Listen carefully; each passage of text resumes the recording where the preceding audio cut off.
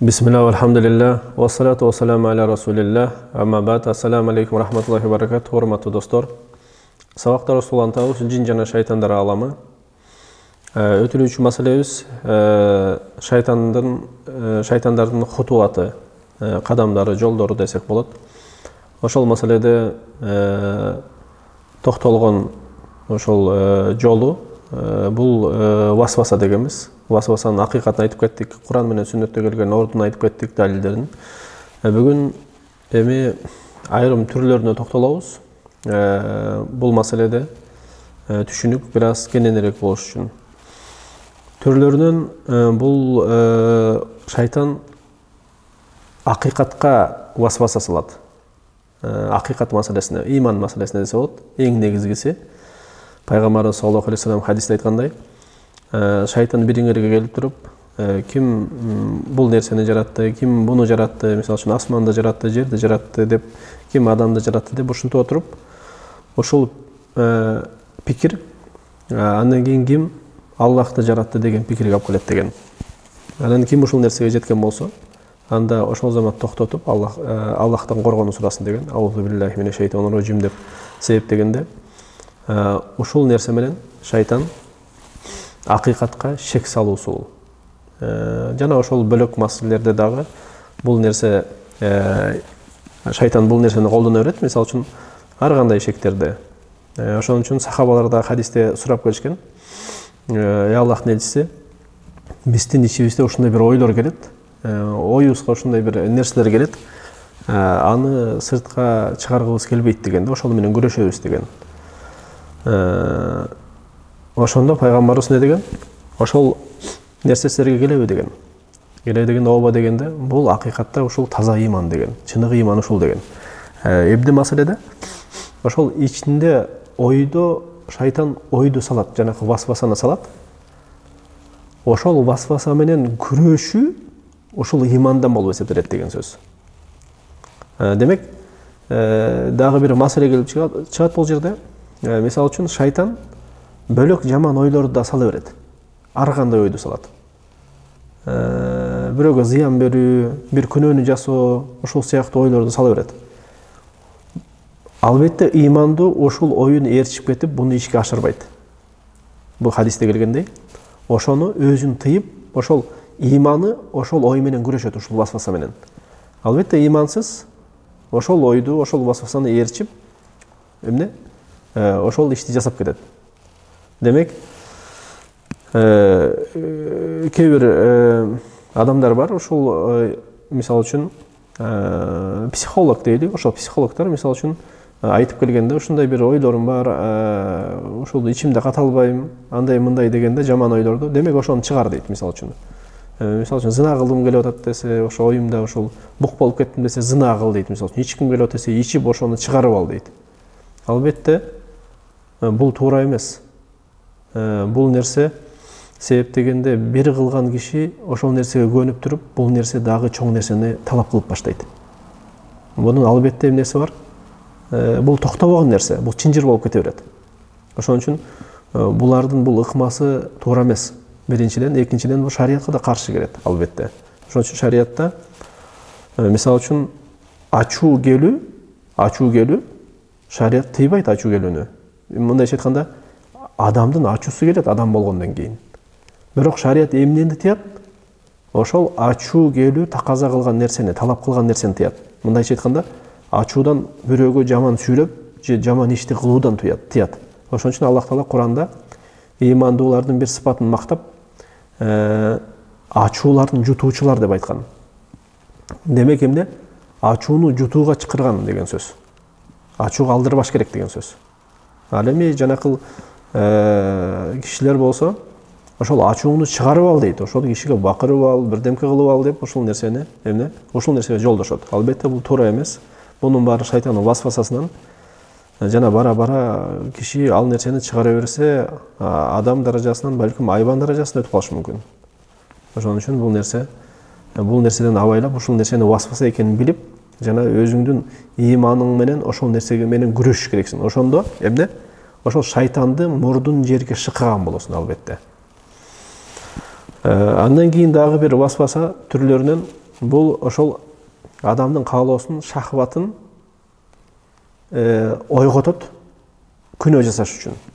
Мисалы үчүн ошол ичимдик ичиш үчүн, арак болобу ушул ичимдик, спиртной ичиш үчүн, же зына кылыш үчүн, же бөлөк ушул нерсеге окшогон күнөөлөрдү кылыш үчүн катуу иштейт шайтан. Ушул нерсени васваса кылат, ушул нерсени ойго сала берет деген сөз. Дайыма ушу ичкиң эле келе берет. Мисалы үчүн, ичкиси келген киши ичкиси эле келе берет. Же мисалы үчүн бир нерседен чарчап калса, психологический жактан чарчаса, ушу бир ичип ийин дейт, ошого эс алып калам дейт. Ошону ойго сала берет. Жол ушул деп айтат да, мындайча айтканда. Жана ошол күнөөнү кооздойт. Же мисалы үчүн зына, же мисалы үчүн алдоо, урдоо, ар кандай күнөөнү шайтан кооздойт. Жана васвасаны салат, ошону ойго сала берет. Ушул эки нерсе, эки мындайча айтканда шарт экөө кошулуп туруп, анан бир натыйжага алып келет. Ошол күнөөгө, киши күнөөгө түртүлүп ошол нерсени жасайт. Ошон үчүн пайгамбарыбыз эмне деген? Бейчеки өзүңө тиешелүү эмес аял менен эркек киши жаңгыз калбаш керек деген. Себеп дегенде үчүнчү шайтан болот деген. Дагы бир түрлөрүн айтсак, дагы бир чоң шайтан васваса түрлөрү бул ибадатта азгыруусу, ибадатта васваса кылуусу. Өтө катуу иштейт ибадатта, себеп дегенде шайтан Аллах Таала буйруган ибадаттарды көтөрө албайт. Өзгөчө намазды. Пенде намазга турганда шайтан буну көтөрө албайт. Ал үчүн өтө катуу. Ошон үчүн намаздан болушунча кайтарганды аракет кылат. Жана же эмне оюн чалыктырганды, ар кандай ойду салганды аракет кылат. Ошонун ичинен мисалы үчүн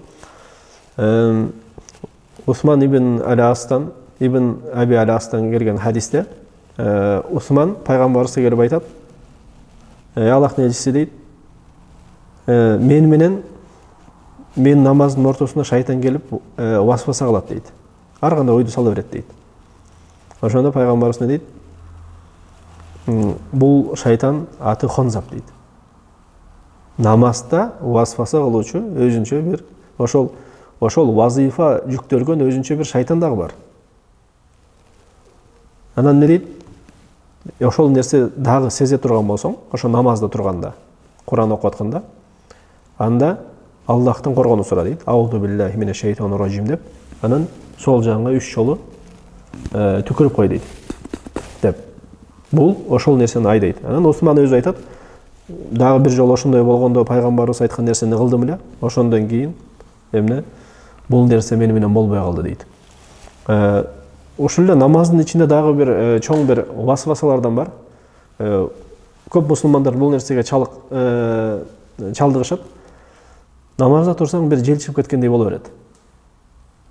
Бирок акыйкатта бул чыккан жок, бирок ошондой сезилет. Бул дагы негизи шайтандын васвасасынан. Пайгамбарыбызга ошол Абу Саид аль-Худриден келген хадисте пайгамбарыбыз айтат, шайтан бириңерге келет, жана ошол жел чыгаргандай бир васвасаны салат дейт. Анан ошол нерсеге киши сезет дейт. Мындай сезет дейт васвасаны. Бирок ошону менен бирге намаздан чыгып кетпесин дейт.